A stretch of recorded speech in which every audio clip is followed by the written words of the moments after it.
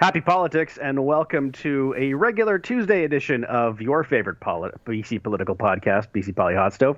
I'm Maclean K. I'm the editor-in-chief of this fine website and the podcast you're listening to. And joining me in a socially distant manner is... It's Jordan Bateman, ICBA Vice President Communications, and a special shout-out, Maclean, to one of our fans, Sylvia, my neighbor, who watches the Hot Stove. Even though she doesn't agree with everything we say, she wanted to make that clear. Hello, Sylvia, and thank you for astonishing my wife that anyone actually watches Maclean and I. It was the best part of Halloween for me, was the astonishment on Jenny's face that, what do you mean real people actually listen to you? That doesn't sound right. So I appreciate it, Sylvia. I've been cock of the walk at home ever since. Sylvia, do you listen or watch? I mean, there's a difference. If you're watching, I'm waving hello to you right now. If you're listening, I just waved hello to you. Either way, thank you for watching and or listening. Jordan, last week when we last spoke, we started to look at the rumors for what were then, I should say, rumors that there might be a BC Liberal leadership race in the offering. It was pretty well obvious at the time, but it was not yet official. And we said, let's wait till next week. Lo and behold, it is next week. Andrew Wilkinson has announced that he will, in fact, step down as leader, but will continue to serve as interim leader. And the leadership race, while not yet official, has begun. You want to talk about some of the... there are no official declared candidates, are there? But there are people that everyone knows are running. Well, here's what we know behind the scenes. We know the BC Liberal executive met recently to discuss the early parameters for the race. No decisions were made. They're going to punt it. There's no rush. They're going to punt it to the December meeting, dig into that further. We know the executive director has stepped down for the party. We'll talk about that in a second. We also know Andrew Wilkinson says he's going to stay on as interim leader. Judging from conversations I've had in and around caucus, that will last until precisely the first caucus meeting, in which case they will quickly slit his throat and send him on his way, and the interim leader will be sworn in. It's politics, people. Politics is a blood sport. I'm sorry, it's a vicious thing. There does not seem to be much appetite for letting Andrew rep the BC Liberals for much longer, and we can come back to the latest CTV interview as to why. Yes. Anyways, all that to say, the big names that were floated early on, Diane Watts, Kevin Falcon. Diane has, for all intents and purposes, ruled herself out. She sits on a couple of very large, important multinational boards. My suspicion is it would be quite a pay cut for her to go from there back into politics. And I think Diane is acutely aware of how much of a rebuild is necessary in this party. And I think at this stage in her life, she's just not interested in doing that. I also think, she's got a little bit of an eye still on Surrey. There's that little hook in her, like, could I be the one to, defeat McCallum not once but twice? So, if you're a betting man about her ever going back to politics, I think it would be something more local like that rather than the provincial stage. So she seems to be out. Kevin Falcon, let's talk about him. Yes. Rumors swirl, including from our favorite Danish correspondent, Shane Woodford, that he's in. He's going. I can tell you that nothing seems 100%. It certainly seems like he's leaning towards it. But I will say this. Everything we're hearing about Kevin Falcon's candidacy so far is coming through intermediaries, folks who worked on his 2011 campaign, leadership campaign, friends and colleagues of him. We haven't heard from the man himself. So we're not really sure, and it could be one of these things, like, there's this little bit of me that's like, is this just kind of wishful thinking by some folks who, are kind of like trying to spread the weeds and take a look and see, provoke Kevin to run, sort of a draft Kevin Falcon movement? Or is this actually, Kevin's big return to politics? He's 57. He spent the last few years as executive vice president at Anthem Properties. Very lucrative role. He's done very well for himself. Financially, he's well positioned. His family is, well set. So coming back to politics, while it's a pay cut, would be something. And there's that Falcon thing, right? He and Christy Clark were rivals for so long, and I think we talk about hooks for Diane to go back into Surrey. I think there's just a little hook in Kevin Falcon, like, why did Christy Clark get to be premier and I never had the shot? Well, it was a close-run thing back in 2011. It wasn't that close. It wasn't that close. You're right. It wasn't that close. But at the time, he was kind of the favorite, was he not? I mean, I'm trying to remember 9 years ago now. It came down to like the insider-outsider. Yeah, he finished second, and in a not too different universe, he would have been the next leader of the party. And God only knows what that world looks like now. You mentioned Diane Watts. That is also what I have heard, that she's just not interested, and fair enough. If we mention Diane Watts, it's probably worth looking back at the people who ran just 2 years ago now. Yes. Is it just wow? Okay, so the contenders at the time were, you mentioned Diane Watts, Michael Lee. I almost said George Abbott because now I'm thinking of 2011. Mike DeYoung, Todd Stone, and somebody else I'm forgetting. Who am I forgetting? Andrew Wilkinson, who won. That was unintentional. I am sorry. It's terrible. It's terrible, but most of the free enterprise movement's trying to forget. So Diane Watts has basically said that she's not interested. Obviously, Andrew Wilkinson won't be running again. I don't see Mike DeYoung running for leader this time. That said, I haven't heard definitively either way. There are rumors about Todd Stone, and there are rumors about Michael Lee. Michael Lee finished was close in the last campaign, but right now I think he's going to be spending his weekend to see if he's going to be an MLA. Yeah. Because that's a close run thing in Vancouver Langara, and we won't know until the weekend possibly. And then Todd Stone, I've also heard, is also kicking tires and looking around, and I have heard that he is very interested. Yeah, I think everyone expects Stone to get into the race. I feel like you bring up Todd Stone just to see me, kind of crinkle up inside. It's no secret I'm not a big Todd Stone fan. I think he's highly overrated. I found the way he jumped out and slit the throats of other. A lot of little throat slitting today. You can see where I am in the 5 stages of grief, ladies and gentlemen. I'm apparently in anger now. A lot of going after fellow caucus members before you had a chance to discuss certain issues in caucus. That does not endear yourself to huge swaths of your caucus. Now that there's a huge swath left in the BC Liberals, but even some of the folks who kind of were on his side last time seemed pretty cool on him. Listen, I think it's very clear that this party desperately needs a break from the past. And I think, he might end up being kind of the quintessential insider candidate. But this is a guy who, if you believe ICBC's a dumpster fire, you believe he lit the fuse. And that is a tough part of his record to get around. Well, I love the TransLink referendum. Not a lot of other people did. That will be a tough thing for him to get around. He was a exceedingly mediocre transportation minister, which is a file that for free enterprise parties, transportation minister is a star maker. Phil Ghilardi, Falcon, it makes you, because you have so much money for infrastructure, you get to do the stuff that free enterprisers love, roads and bridges and SkyTrains and things like that. So I think he will go. I don't think my sense is he won't win. Even if he's the front runner, I think he's one of those guys who stalls out at 38, 39% on the ballot and doesn't get much higher. Yeah, I that is my sense as well. He's a kind of a high floor, low ceiling candidate. Yeah. He'll be influential, I think, is probably fair to say, and could pull a lot of support with him. And the one thing you didn't mention is Todd's campaign ran into some trouble 2 years ago with allegations of breaking some rules. I don't have a problem with Todd personally, but I mean, these are things that are going to follow him. That's super nice guy personally. Super nice guy personally. Yeah. I should make it clear, give Stone a hard time, but that's merely because of his actions in regards to jumping out ahead of caucus. When an issue is emerging in caucus, you got to talk to caucus first before you run out there and tweet and start, throwing your colleagues under the bus, because there's no recovering from that. Twice he went and did that, and that's not. It doesn't build, how as a leader do you build any kind of party unity when you're so hair trigger quick to save your own skin all the time? That is the perception of Todd Stone, I think, especially among conservative types. There's also a perception for a lot of conservatives, small C conservatives, that look, we've had several federal Liberal leaders in a row. The last one certainly didn't work very well. Why are we going back to that well? Maybe it's the other side of the coalition's turn.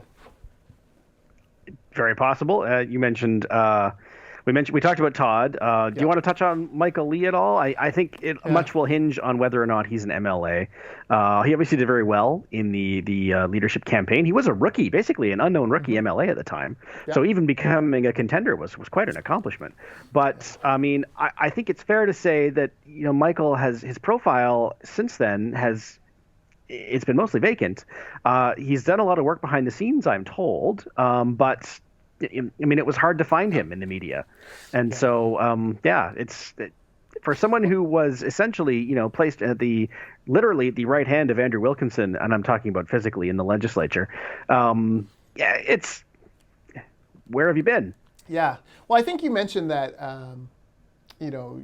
the suggestion is that he had been asked to kind of take a little bit of a back burner position. And I can say I've talked to folks not within caucus, but within the leadership, the party, not the party, what do you call it? Caucus ops? Is that what you would call it? Yeah.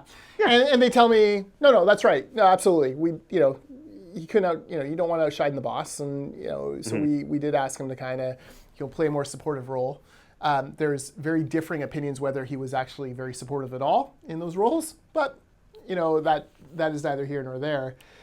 My sense is that you either have to be a pure outsider or you have to have a seat in the ledge.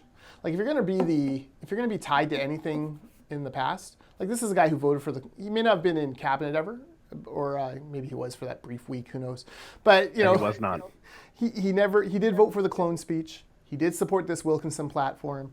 Like, he's stamped now with kind of that old BC Liberal view of things. I think that if you don't have a seat in the House, you better be a really pure insider, which I do think kind of disqualifies Jas Johal too if he doesn't mount the big comeback here in the mail-in ballots. I mean, I don't see him mounting a comeback in the mail-in ballots, but I mean, we're all working from nothing in terms of precedent, so who knows? But I'm going to disagree that losing your seat is a complete and utter disqualifier. Obviously, it's not ideal. I'm not suggesting it doesn't matter. What I'm suggesting is that in 2020, given the situation there is now, and dealing the cards you're dealt, that the next leader has 4 years and is going to have to spend year one of his or her mandate, rebuilding the party from the ground up.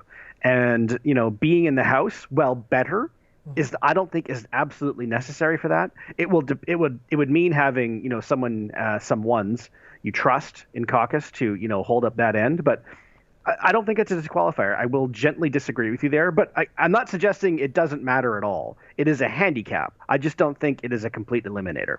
Yeah. Look, where Michael Lee's influence will be interesting is if a newbie candidate like a Renee Mariefield, who I've heard rumored in Kelowna, gets into the race, she should go back and look at the Michael Lee campaign from last time, pick up the good things, improve the things that he failed at.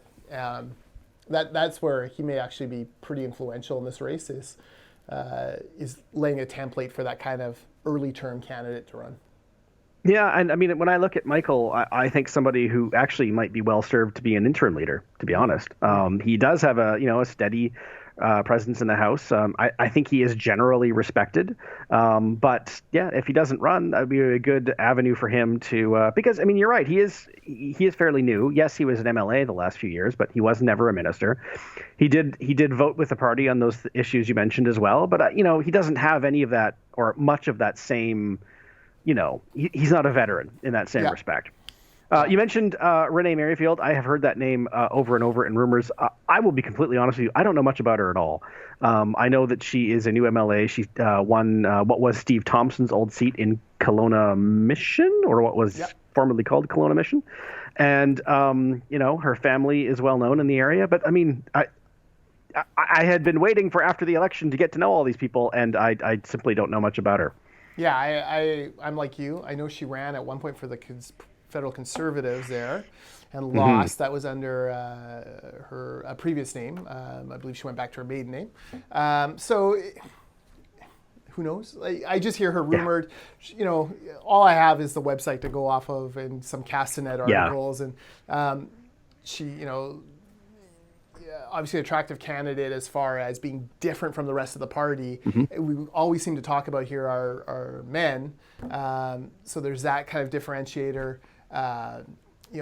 seemed well-spoken in the interviews I saw online. But again, who knows? We're really kind of grappling in the dark here as far as that. Can I list some outsider candidates for you? I would call this... should we mention one other semi-insider one first? Sure. And that is Ellis Ross, who is an MLA and was very briefly a minister. Yeah. I can break some news on Ellis Ross. Are you ready? What's that? I can break some news on Ellis Ross if you want. Let's hear it. Ellis Ross is on his way to the Lower Mainland, not as we speak, but very shortly. He's being brought here with John Rustad is bringing him down, and my understanding is they are kicking the tires on an Ellis Ross leadership race and seeing if there is support within the business and Vancouver suburb community. So there you go. He's certainly doing his due diligence, I would say that. That is very interesting. You know what? Ellis would be a fascinating candidate should he decide to run. Obviously, he's Indigenous. Let's get that out of the way right away. And obviously, the BC Liberal Party has never had an Indigenous leader. Yep. In fact, the only Indigenous party leader BC's had was Adam Olsen as the interim leader of the Greens, which, I believe that's it. So he's fascinating from that respect. Obviously, he's well known in his community. He's a former Haisla, I'm forgetting the exact title, but basically the chief. Chief Counselor. Chief Counselor, thank you very much. It's important to be accurate about these things. Obviously, he does have some handicaps. I think the only one worth mentioning is that he's based in Skeena, which for a province-wide campaign will be challenging. You may argue less so in the Zoom age, but it is what it is. Yeah. Let's not forget Keith Baldry's tweet, wrinkling his nose at Andrew Wilkinson for the day after the day having the temerity to go to Kitimat to campaign, when clearly Andrew should never have left the Greater Victoria bubble where the reporters could get access to him. Sorry, Keith, you're still wrong about that. Not that it helped Andrew. I tend to agree. Not that it helped Andrew any, but nonetheless, that is incorrect. It's a big province. It may have helped Ellis. That was a crucial. I would argue that was a crucial riding for the BC Liberals, and I would argue that Ellis Ross was a crucial candidate to support to get back into the legislature. And if the leaders too are going there, because I don't think Horgan went anywhere near there, it probably was a good tactical decision. Yeah. Ellis Ross, another very attractive candidate as far as differentiating from the field. I'm not sure how old Ellis is. I don't have any idea. I don't know either. So Ellis will do you a favor. We'll say young, fresh cat. But, at the same time, he did vote for the clone speech, did vote for a little bit, but was never within, he didn't run with Christie in 2013. He came in 2017, didn't he? No. Yeah, that's right. So, not tarred as with too much of that brush. He's, there was a CTV Newsnet interview, I want to say, where he took on, I forget her name. It's so terrible. I can picture her in my mind. Palmetier. Pam Palmater, yeah. Pam Palmater. Yeah. Mike Palmetier was a goaltender for the Toronto Maple Leafs in the 80s. Pam Palmater is a anti-resource activist from back east who I think about very little of. Anyways, yes, I'm very honest on these podcasts. No wonder Sylvia loves the show. She's like, I'm just telling everyone everything. That's true. That was very measured by your standards. I mean, we've had 2 throat slittings on this podcast alone. That's right. Chaos is a ladder. Just remember that for all these candidates dealing with the BC Liberals, what's going to happen next? Chaos is a ladder. Of course, the guy who said that ended up, I believe, having his throat slit. Yeah, exactly. So, but he did survive long enough to get thrown out, not to get thrown out the moon door like most of the BC Liberal candidates did in this last election. Okay, all that to say, I'm going to get calls on this, aren't I, Maclean? You are indeed. Yeah. I'm eagerly looking forward to those emails. Yeah. This is a problem with podcasting every week, right? Like you come to a point where some weeks your political veneer just completely dips away and your given F comes out. It's like, okay, this has not been great. Anyways, I was saying, Ellis took her on took Pam Palmater on in a debate, did very well. That went viral, that clip, back when viral was a good thing before the stupid COVID that we're in now. And, so definitely attractive to the conservative side of the spectrum. The interesting thing about Ellis is I have no idea what his social views are. Like, I have no idea. Yeah.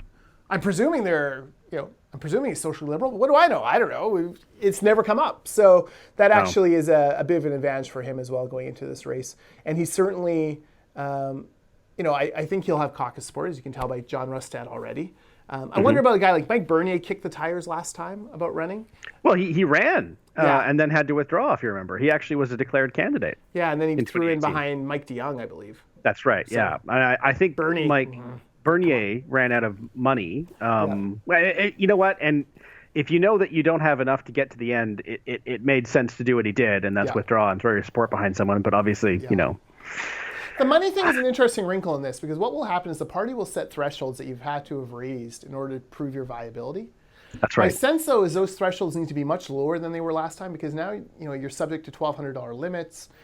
Falcon in 2011 had a business group called Falcon 2020 that helped fund some third-party messaging for him. That's no longer allowed. So the big advantage, everyone says, oh, Falcon will be able to raise gobs of money. He's got to raise it $1,200 at a time. That's tough to do. And I think we're at a time now where maybe thanks to Zoom, thanks to the COVID, maybe money isn't as important a factor, right? Like, you don't have to have a private jet to fly around. Making the phone calls to those 120 members in Columbia, Revelstoke, or wherever, that will be how you win this race. It'd be interesting. It'll be interesting to see what they've set the thresholds at. Yeah. Regardless of who runs and even who wins, it'll be a fascinating campaign in that, God willing, there's a vaccine at this time next year, but there won't be for the first at least few months. And so the campaign, instead of, flying to Columbia, Revelstoke, you're going to be spending a lot of your time like this, phoning and FaceTiming and Zooming. And you're right, it'll be cheaper, but in some respects more time consuming, and I suspect more tiring. Yes, I agree. Hey, can I run through some from the association world, some names, and we can say whether we've heard of any rumors about them or whatever. So okay. I think on the association side of the world, you have Bridget Anderson, Vancouver Board of Trade, although I'm told she ruled that out. Former Campbell advisor. From that era. His press secretary, I believe, wasn't she? Yeah, I think you're right. Originally? I think you're right. I've also heard that her name was mentioned and that also she has ruled it out. Yes. Val Litwin, former president of the BC Chamber of Commerce. He left in May. I kind of thought he might run in this election, but he didn't. But Val, young, energetic, really took the Chamber of Commerce. Like, one thing Val did with the Chamber of Commerce, very subtle, is that chambers of commerce have become less and less activist over the years. And mainly because the mix of businesses involved has changed so much. Look, your local college is almost always one of your biggest members of your Chamber of Commerce. They, of course, rely on government funding. So the last thing they want to do is anything that bites the hand of John Horgan because they want money. You have other kind of NGOs that rely on government grants, all these different things. What Val did that was really smart is he set up essentially a rolling feedback thing called Mind Reader, which would kind of constantly churn through small businesses and chamber members and get their opinion on things. And that really gave them the cover then to go out there and say, we don't support community benefit agreements because they cut out 85% of construction workers. It was something at the time that I was like, you just stand up. That's wrong. Just stand up because it's wrong anyways. But he created this kind of ability in order to go back to his members who maybe weren't comfortable with that position and say, hey, majority says we should get out there and canvass that. So interesting thing there. I haven't heard Val's name rumored here. I'm not sure what he's up to, but I wonder about him. Ian Black, who is Bridget Anderson's predecessor at the Board of Trade. He kicked the tires last time. Former Campbell cabinet minister. He'll also tell you that he was the one who saved the Vancouver Winter Olympics.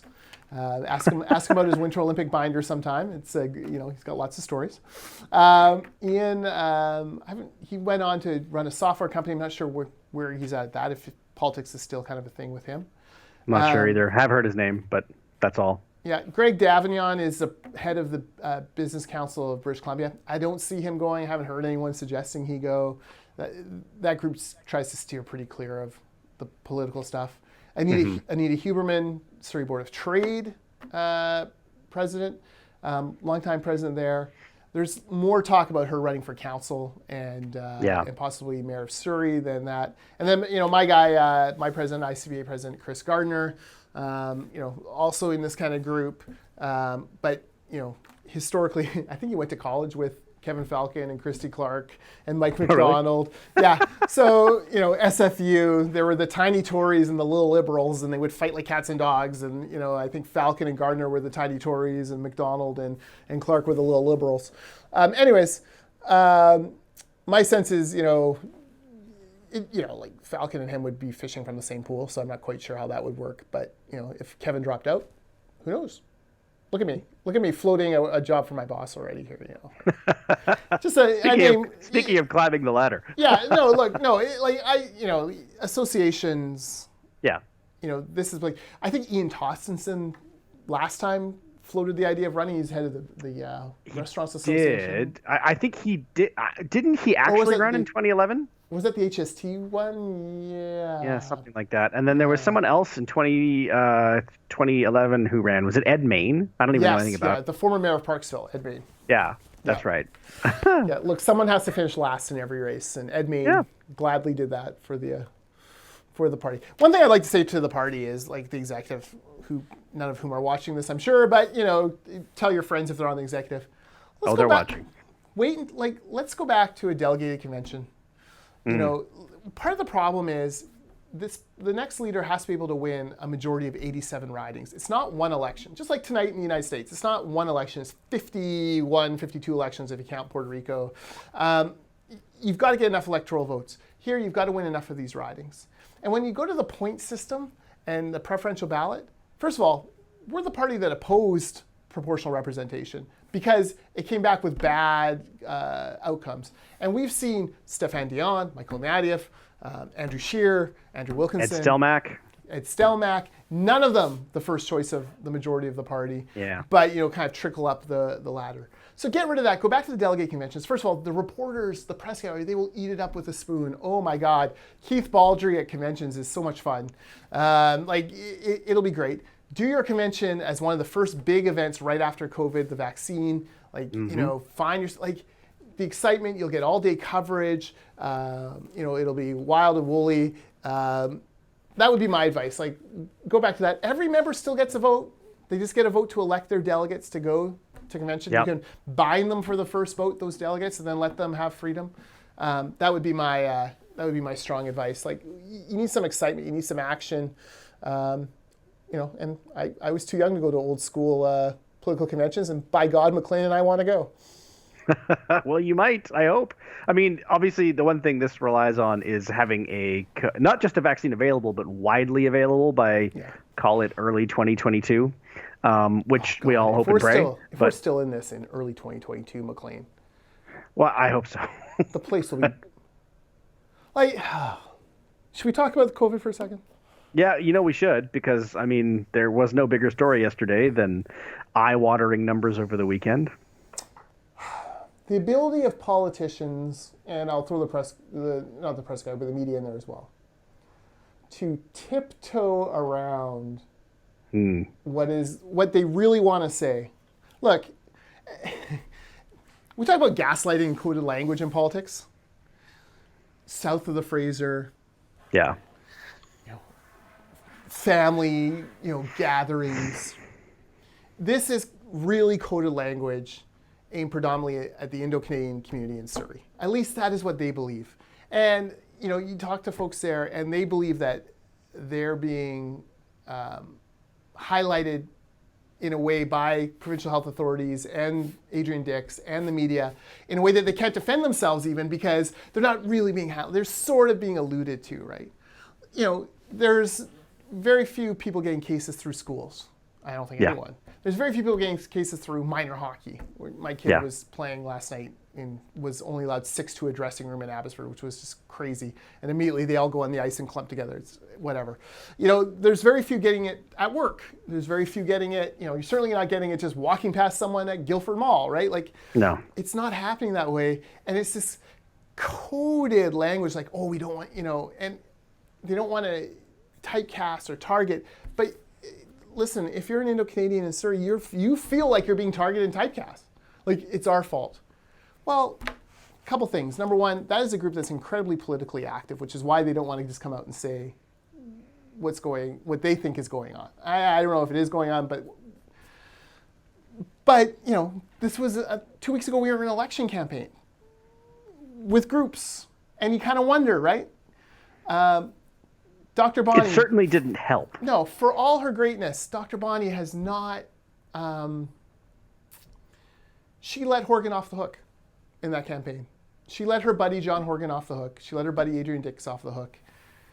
The message to the public has been, you can have hundreds of people at Walmart. You can have hundreds of people in Costco. You can have hundreds of people in a school. You can have dozens of people at work. You can have as many people as you want out on the election campaign. But by God, don't you dare have 12 people in your house. Like, it is just so mixed up. And the frustration I have reading the tweets is like, oh, let's kick the shit out of the Granville partiers. Let's kick the shit out of the teenagers for taking a picture in front of a school in their costume. Let's kick the shit out of, subtly, South Fraser family gatherings. Wink, wink, nudge, nudge. But let's not do it for any of these other things. Like, you can't have it both ways, right? Like, so people are tired of it. They're exhausted after months of doing this. They're lonely. They miss their friends and family, and they're saying, screw it. If John Horgan can go around the province, well, he never really left Greater Victoria or the Lower Mainland, but if he can go around the Lower Mainland meeting folks, why can't I have 3 friends over for dinner? And I don't blame them one bit. No, I mean, I've always erred on the side of sympathy for these cases. Yeah. I mean, you mentioned the Granville partiers. I can't imagine being, 21, 22 in university around that age where you're old enough to know that there's a limited window of time where you're allowed to be young and you're given license to go to Granville and party. Yeah. And it's very easy when you're in your 30s and 40s to say, whoa, tut, selfish, you shouldn't be doing any of that stuff. But, I mean, it's not your time being stolen, right? Yeah. I have nephews and I have, friends who have kids. I have one nephew who's starting his first year university in Edmonton. And I mean, he's just like miserable. He's keenly aware that this is an experience that he will never get, ever. Yeah. Because you only get to be a freshman once, and it's literally everything is on Zoom. He hates it. He hates every second of it, and he hates being told, stay home, stay safe, thumbs up, everything's going to be fine as long as you do your part. And he's like, well, it's not the same. It's easy for you to sit at home in your huge suburban house and say, stay home, stay safe, but I'm in an apartment and I don't ever get to leave. Yeah. So I have no idea if he's gone out and partied. I doubt it, knowing him. But if he did, my first response would be, you held out as long as you could. Yeah. I believe that you did. Yeah, exactly. So, Dr. Byron said, well, it's not forever. It's not forever. It is forever for grad 2020. They never get that back. Those kids do not get a proper grad experience back. And we can poo-poo it now because I'm 44 and it was a long time since I graduated and I barely remember it, blah, blah, blah. But damn it, that was an important milestone in my life. It was an important moment for friends, for making decisions. That was important. It was a celebration that kids in 2020 don't get it. I have a grad 2021 in my house. She's not going to get it. It's very unlikely. She's student council president at Walnut Grove. Yep. Walnut Grove was a buzz this week because 40 of the grads happened to take a picture in front of the school in their Halloween costumes. Some were wearing masks. Some weren't. They were outside. God forbid. What a horror show that is in a school that had not had a single case of COVID. And you're going, come on. You've got to let these kids do some things, right? I don't know. It's so hard, Maclean, because I see both sides. And I do. Certainly, yeah, me too. I weigh the risk. And, we have a staff member here who has a wife who's very prone to this kind of disease. So we haven't seen him in months. He works from home. He doesn't go to restaurants. I get it. At the same time, it is forever for grad 20, for grad 21, for your freshmen. It's just so easy for us to cluck our tongues, as especially the media being a little bit older and skewing to a little bit more of the worrywart side. The Granville one. It was a lot of people. A lot of people, and I would note a very ethnically diverse group. Again. Yeah. I mean, it's Vancouver. You'd expect nothing less. Yeah. And, and the bars and restaurants begging them not to do it. But 10 o'clock comes, they got to kick everyone out because Dr. Bonnie says, it's so difficult. I feel for these kids. I'm not going to jump on them for blowing off a little steam. Firecrackers this year. I don't know how it was in Victoria. It was the loudest it's ever been in Langley. There was lots. It was loudest. Jody, I know it's Jody's tweets. Loudest it's ever been in Kits. So lots of them everywhere. I think it's people blowing off steam. Yeah. They've been cooped up for so long. They're just so desperate to do anything. Well, and now the weather is, turned and it's gloomy and it's pouring rain here today. And, I'm stuck inside. I would love to shoot off some fireworks. Yeah. So, can we talk about one more thing just before we go? We should talk about Emile, but I also just want to say I was in Victoria last week. Yes. And it's been a long time since I've been there. Probably budget was the last time I was there. February? Did we do a budget in February? It was so long ago. Yeah, we did. So it was about 117 years ago that I was there. Yeah. I have to say, even since February, I have found Victoria has gone way downhill. I've never walked in Victoria and felt unsafe until this trip.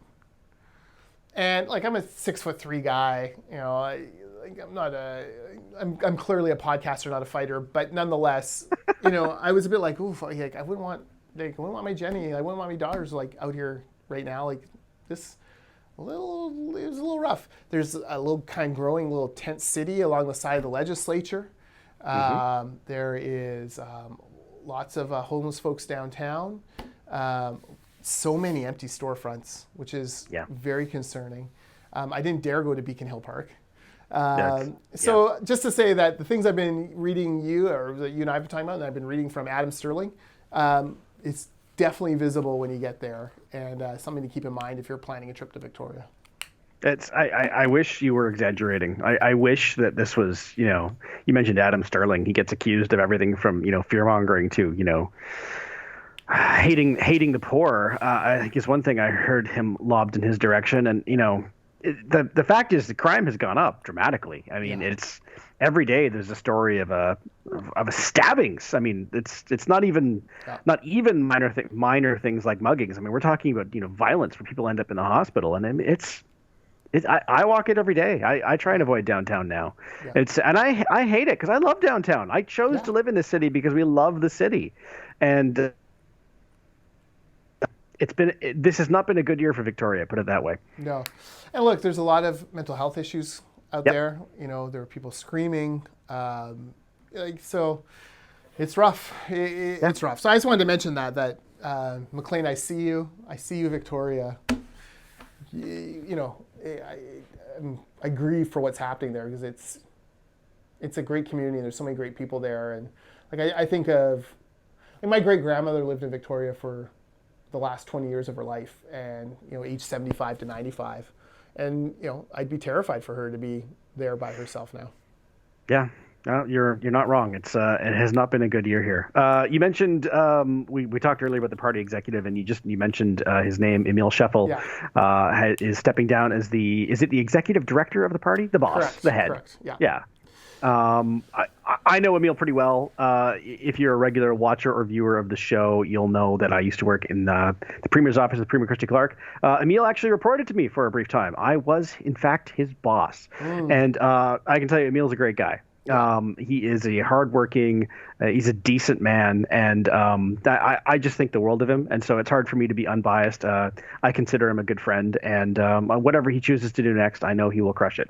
Yeah, I agree. Emile is a top-notch guy. Here's the thing about Emile. So you're in that position, and every dummy in the party has an opinion, including this one. And you got to put up with podcasts for people like me. And no one's afraid to share their opinion with you. It's the ultimate. Think of having, a million Monday morning quarterbacks. That's what you have to deal with when you're Emile Scheffel. And Andrew Wilkinson as well. But, that's what you had to deal with Emile Scheffel. Emile was always gracious, always open to hearing, always willing to listen and learn and try to, take your ideas and never shot anything down immediately. Had a very open posture as far as inclusivity, which is fantastic. He's someone who did that job twice. Once is bad enough. That's right. He did it twice, came back when the party was in a bit of disarray, worked as hard as he could to rebuild as best he could, ran out of time, never expected John Horgan to be so unethical as to call an election during a pandemic. It happened, the world moves on, But I do hope I hope he rests first, because campaigns are not easy, and he, because the campaign came so quick, had to step in as de facto campaign manager. I don't think that was the initial plan he had. I think the plan was for someone else to do that job and him to help. But that's what happened. But Emile, top shelf guy, really whip smart, and someone who I think has a bright future somewhere in British Columbia. I hope it's in British Columbia. I hope we don't lose him to another province or anything like that. Hire Emile if you have a post that fits him. I mean, if you think about what Emile, but also just like the party and BC politics in general has been through in the last 2 years, from the 2017 election and the aftermath to the BC Liberal leadership campaign, which must suck if you're the party's director. I mean, that just must be hard, a lot of hard work. And then the PR referendum, hot on the heels of that. And then the last 2 years, and now this snap election, and then now the specter of another leadership race just around the corner. I mean, that is a lot. Yeah. That is a lot for us to watch, to be actively playing an active role, and in fact directing it. I mean, it just must be exhausting.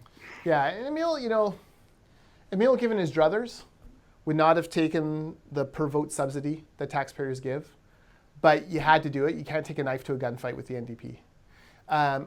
He took some criticism when they went on the Canada emergency wage subsidy, but he was looking around the team like, this is my team, and I'm going to have to cut you and you and you if we don't.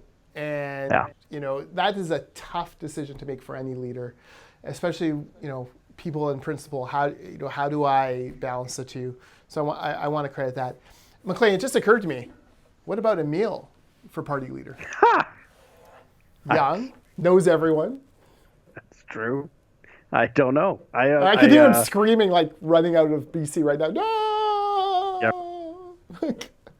Yeah, you just drove him. You just drove him to Ontario or Alberta with that remark. I don't know. I have no idea. I have no special intel if he is looking at a run for office at some point in the future. So I don't know. And it sounds like he's pretty tired right now. Yeah, he'll sleep for a month. Just floating it out there. That's all I'm saying. There you go.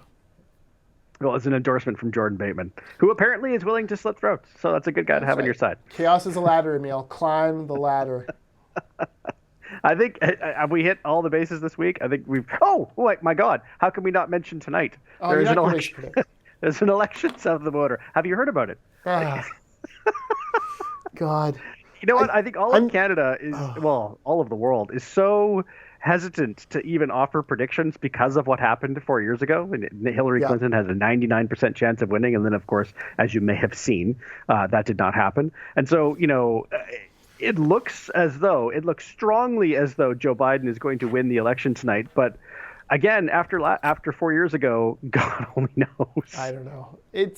I'm not going to watch. I'm turning off Twitter tonight. Let's tell me in the morning. I can't obsess over the early returns in South Philadelphia. What a crazy 4 years this has been. There are things that Trump did that if you just look from a pure record point of view, you're like economic growth, huge strides in peace in the Middle East, climate, greenhouse gas emissions down, opening for business. Okay, but you heard none of that during 4 years or the campaign or anything, and it just became like sometimes you pull out like weird scandals from like. Remember the time he XYZ, and you're like, oh my God, yeah, kinda, There's just. And you'd be like, how long ago is that? You'd be like, well, it's 3 weeks ago. What? Many. Yeah, because it was exhausting. I mean, it was like drinking from a fire hose. Can you imagine another 4 years? And it got to the point where nothing surprised you. Absolutely nothing. You could tell me that Donald Trump said the most outrageous thing that you could even imagine, and it'd just be like, yeah, I believe it. I'm sure he did. I'm sure he said it at a rally in front of people, not just on a leaked phone call. It was just, Remember Kofifi? Yeah. Well, barely. That's what I mean. I mean, that just seems like a relic from a gentler time. Yeah. I don't know. My hands don't seem that small. All I want for tonight is calmness and peace and no violence. I don't think that tonight is going to be the second civil war in the United States, but there probably will be some tussling and stuff like that. And I just hope that is the exception, and a very remote exception. Yeah, my prediction is America will do better than we think. And Yes. no matter the result. And I'm not. It just comes back to that 2016 thing, right? Like, is there a shy Trump voter out there who's either lying to pollsters or not being picked up by the pollsters? In California, he's going to lose by 15, 20 points, and then you go, ooh, what does that mean? It'll be interesting. It's not impossible. I was listening to Evan Solomon, because not just yesterday, and he did he sell you a painting? No, he didn't. He's not a Trump fan, but he did say there are people who think that it's completely impossible, and he laid out a path to victory in terms of the Electoral College for Trump, and it is not likely, but it is far from impossible. Yeah, the funny thing is he needs 6 or 7 things to go right. Yeah, and this is a president who has not had anything go right for him since election night 2016. So that's where I'm a bit okay, so Florida's got, and there's all these margin of error states that he's got to win, right? You're eventually, if you flip a coin 10 times, you might get 6 of them, maybe even 7 if you're on a good run, but you're going to get all 10? Yeah. I don't know. Well, I actually have not had a chance to really dive into the numbers because, I focus on BC. But the way the way Evan Solomon put it, and a few others I've seen, is that basically for Trump, there is no path that does not involve winning Florida. Right. If he loses Florida, there is absolutely no even remotely feasible combination that leads to him winning again. And so that will be there, in Pennsylvania are probably the 2 most important states in terms of things that could flip. But there is absolutely no way without Florida for Trump to stay in the White House. Yeah, that's a good point. Now, just to school some BC reporters, because I've seen this floating out there, how terrible is the Electoral College? You can win the popular vote and not win the Electoral College. 1996, NDP lost the popular vote to the BC Liberals, formed government because they had more seats. So regional representation matters. That's why you have the Electoral College, to make sure that you're not running up votes in huge populous states like California and New York, but that every state has a chance to make their voice heard for their president. It feels old-fashioned. It's not. It's a smart way of making sure that you have geographic support across the country. It feels old-fashioned, but just across the Atlantic in the European Union, Cyprus has a veto over European foreign policy, which is an issue that just happened last month. And so, is that any different than you're so continental, Wyoming? Maclean. Right? Yeah. But is that any different than Wyoming having 3 Electoral College votes? Not really. No. And in some respects, it's even more extreme. Yeah. No, I agree. So, everyone stay calm tonight. Let's not all freak out. Trump will be ahead in Pennsylvania tonight because he's going to have a better walk-up vote, but there's millions of ballots to be counted. Everyone just deep breath. Especially Canadians watching this. Yeah, you can calm down. Whatever happens down south tonight, you can take a breath. I find nothing more stupid than when a Canadian replies to Trump in a tweet. Yeah. I just think it is the dumbest waste of time ever. Really? And there are people that do it several times a day. Random guy with 375 followers from, New Westminster, British Columbia. Yeah, you're going to really you've really struck a blow for democracy there. Come on. Yeah. There are some well-intentioned people that are weighing in on the U.S. election that probably shouldn't. I saw Jagmeet Singh, and I actually do think it came from a good place. I actually do, but it's not his place. It's not his place. He's drumming up support for people to vote against Trump. He's pandering. He's pandering for votes. He's a foreign leader. He's a foreign leader. It's just. Who does he think is reading his tweets saying, well, the leader of the third party in Canada wants us to vote against Trump? Is there a universe in which a swing voter in Ohio, A, sees that tweet, and B, it changes their mind? Of course not. Yeah. Hey, he can't even sway people in Cowichan. Well, there you go. I don't know. And if if you know Americans, the foreign opinion is not something that sways them in any way, shape, or form. No, totally. Anyway. The whole thing is ridiculous. Let's just get through it together. Yep. Stay Next calm. Week. Be kind. Yes. Be calm, be kind, be safe. Be calm, be kind. Despite the numerous instances of throat slitting on today's episode. And special welcome back to Underscore over on the Fun podcast. It's nice that Vancouver City Council is doing everything they can to provoke him into responding. You think I'm angry? You should listen to Affleck talk about what this crazy NDP mayor is doing in Vancouver. Yeah, and I did notice a lot of the hate tweets that don't actually tag him. So like, yeah, we know you guys watch. That's okay. Oh, yeah, Anyway, until next week, and whatever the world looks like a week from now, hopefully we're all still here. I'm McLean K. That's Jordan Bateman. Happy politics.